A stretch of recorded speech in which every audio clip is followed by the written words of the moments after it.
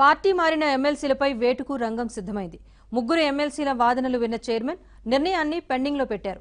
MLC Ramulu Naik వేటుపై నిర్ణయాన్ని reserve చేయగా Yadava Reddy, భూపతిరెడ్డిలపై assembly సమావేశాల్లోపే అనర్హత వేటు ప్రకటించే అవకాశాలు కనిపిస్తున్నాయి.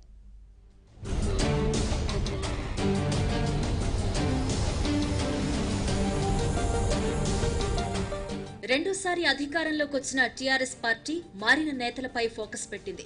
ఎన్నికలకు ముందు పార్టీ మారి విమర్శలు చేసిన వారిపై చర్యలకు సిద్ధమవుతోంది. ఇప్పటికే ఎమ్మెల్సీలు రాములు నాయక్, భూపతిరెడ్డి, యాదవరెడ్డి, కొండా మురళీలపై ఆగ్రహంతో ఉన్న టీఆర్ఎస్ పార్టీ వారిపై చర్యలు తీసుకోవాలని మండలి చైర్మన్ కు ఫిర్యాదు చేసింది. అయితే కొండా మురళి తన పదవికి రాజీనామా చేయడంతో మరో ముగ్గురు ఎమ్మెల్సీలకు మండలి చైర్మన్ నోటీసులు అందించారు. ఈ నోటీసులపై వాదనలు పూర్తయ్యాయి.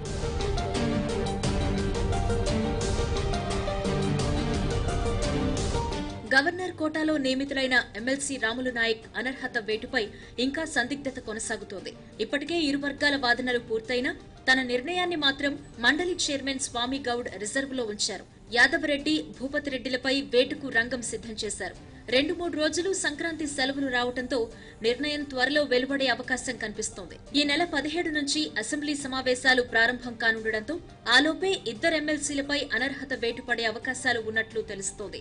ఇక అన్ని వాదనలు ముగిసినందున చైర్మన్ నిర్ణయం కోసం గులాబీ పార్టీ ఎదురుచూస్తోంది. వారు కాంగ్రెస్ పార్టీలో చేరింది వాస్తవము, కండువాల కప్పుకున్నది వాస్తవము, ప్రచారం చేసింది వాస్తవము, పోటీ చేసింది వాస్తవము. ఇవన్నీ టీఆర్ఎస్ పార్టీ సభ్యులుగా ఉండి చేసినారు కాబట్టి వారు అనర్హతకు అర్హులు అని చెప్పి మేము ఖచ్చితంగా మా యొక్క అడ్వకేట్ గారు వాదించడం, ఈ 2 వాదనలు విన్న తర్వాత ఈ 2 కేసులలో కూడా వారి యొక్క నిర్ణయాన్ని రిజర్వ్ చేయడం జరిగింది. అయితే ఎమ్మెల్సీలు భూపతిరెడ్డి, యాదవరెడ్డి మాత్రం తాము పార్టీ మారలేదని, పార్టీ వ్యతిరేక కార్యకలాపాలకు పాల్పడలేదని కౌన్సిల్ చైర్మన్ కు తమ వాదన వివరించినట్లు తెలుస్తోంది. తెలంగాణ ఏర్పడిన తర్వాత మొదటిసారి రాష్ట్రానికి సోనియా గాంధీ రావడంతో తాను కృతజ్ఞతలు తెలిపేందుకే మేడ్చల్ సభలో కలిసినట్లు యాదవరెడ్డి వివరణ ఇచ్చినట్లు సమాచారం. ఇక మరో ఎమ్మెల్సీ భూపతిరెడ్డి మళ్లీ టీఆర్ఎస్ కొచ్చేందుకు సిద్ధంగా ఉన్నాను అని ఆ పార్టీ నేతలకు సమాచారం చేరవేసినట్లు తెలుస్తోంది. అయితే నిజామాబాద్ జిల్లా నేతలను కలవమని సదరు నేతలు భూపతిరెడ్డికి సూచన చేసినట్లు సమాచారం. ఎన్నికలకు ముందే కాంగ్రెస్ లో చేరిన భూపతిరెడ్డిని ఎట్టి పరిస్థితుల్లో టీఆర్ఎస్ లో చేర్చుకునే అవకాశం లేదన్న చర్చ గులాబీ ఎమ్మెల్సీలో జరుగుతోంది.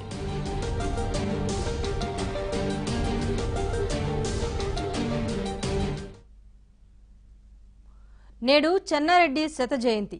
పరిపాలనా దక్షతకు మారుపేరుగా నిలిచిన ఈ తెలంగాణ తేజం ఫక్తు కాంగ్రెస్ వాది.